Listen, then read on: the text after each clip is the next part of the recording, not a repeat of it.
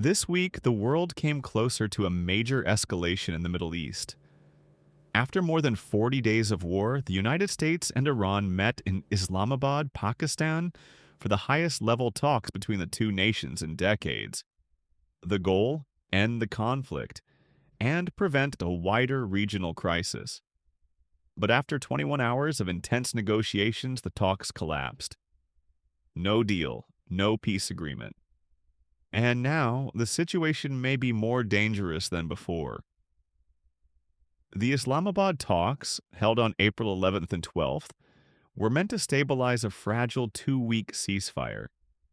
The United States delegation, led by Vice President JD Vance, came with what they called their final offer. Iran arrived with its own demands, including control over its nuclear program and influence over the Strait of Hormuz. But neither side was willing to compromise. According to U.S. officials, Iran refused to accept Washington's terms. Iran, on the other hand, accused the U.S. of making excessive and unlawful demands.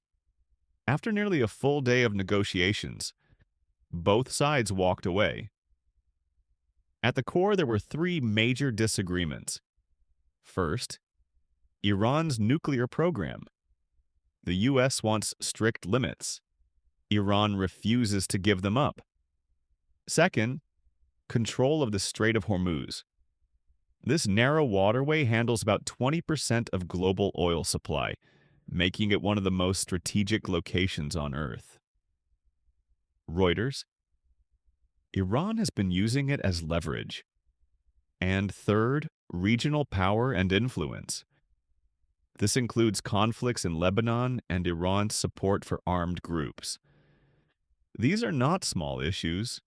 They're fundamental and deeply rooted, which is why a breakthrough is always unlikely in a single round of talks. Within hours of the talks collapsing, the United States announced a dramatic escalation. This means U.S. forces will stop and inspect ships entering or leaving Iran, effectively choking off trade and oil exports. At the same time, Iran warned that any military presence near the Strait of Hormuz could be treated as a violation of the ceasefire. In other words, both sides are preparing for the possibility that the ceasefire may not hold. The effects were immediate. Oil prices surged above $100 per barrel. Markets reacted with volatility and fear. Experts warn this could become one of the biggest energy shocks in years if the situation worsens. Markets.businessinsider.com. 4. And it's not just about energy.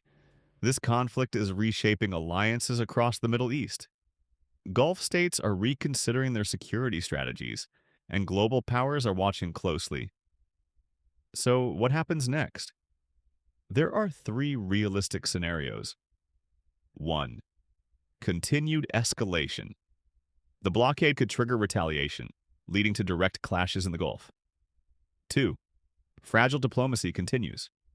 Despite the failure, both sides have hinted that more talks are possible. Reuters. But trust is extremely low. 3. Ceasefire collapse. If violations increase, the war could resume at full scale, potentially drawing in more countries. Right now, the situation is balanced on a knife's edge. The Islamabad talks were supposed to be a turning point. Instead, they've exposed just how far apart the U.S. and Iran still are. And with rising tensions in one of the world's most critical regions, what happens next won't just affect the Middle East. It could impact the entire global economy. And possibly the path toward a much larger conflict. Stay informed, stay aware, because this story is far from over.